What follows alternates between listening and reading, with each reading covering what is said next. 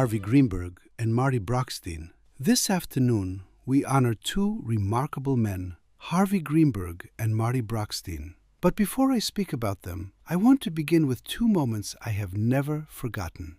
A few years ago, I arrived at the synagogue early in the morning on a cold winter day. The parking lot was nearly empty, the sky still dark. There was no event scheduled, no audience, no recognition waiting for anyone.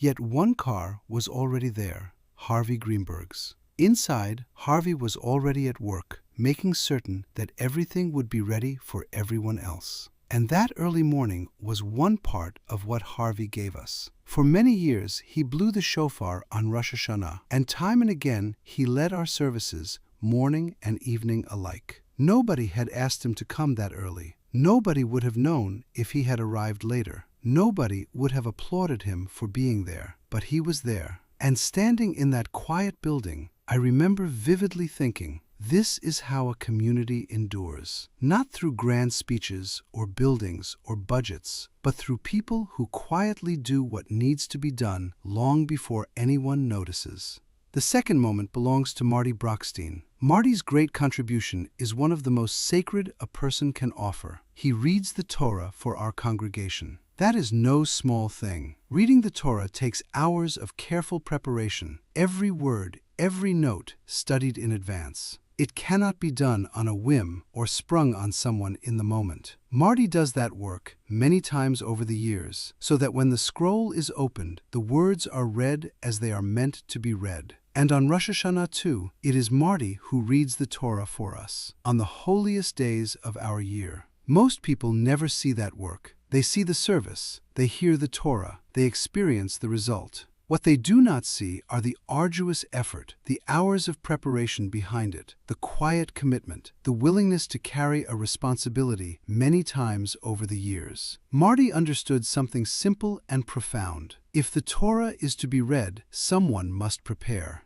And many times, that someone was Marty. And there is more that both of these men share. For many years, each of them has given his time to the committees that keep this synagogue running, the unglamorous, essential work that holds a congregation together. Both have led our services during the high holidays, when the sanctuary is full and the days are at their most sacred. In ways large and small, year after year, Harvey and Marty have been among those who carry this community on their shoulders. As I reflected on these two men, I found myself returning to one question. A life, in the end, is not measured by wealth or titles or even by accomplishments alone. It is measured by what remains after we leave the room. The people who are stronger because we were there. The traditions that continue because we cared enough to preserve them. The burdens that became lighter because we helped carry them. Harvey and Marty understood that long ago. And Congregation Beth Tikvah is better because they lived it. So this afternoon, in honoring these two men, we are really honoring a single quality, one without which no family, no congregation, and no community survives: the willingness to show up.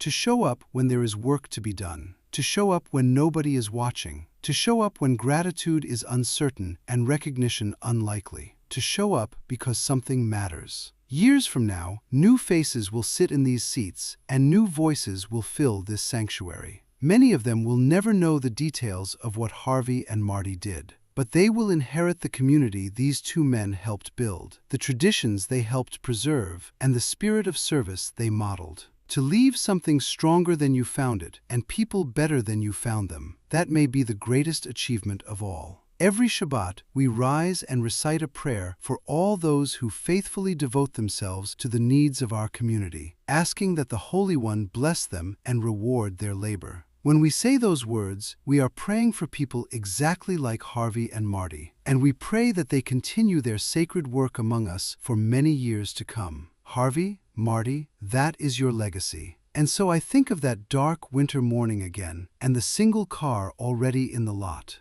The building is fuller now, but the reason it endures is the same reason that car was there. Because the two of you decided, again and again, to show up before anyone asked. May the Almighty bless you both with health, with happiness, and with many good years. And may the rest of us be inspired by your example, to arrive early, to carry our share, and to leave this community more compassionate, more faithful, and more united than we found it. Thank you.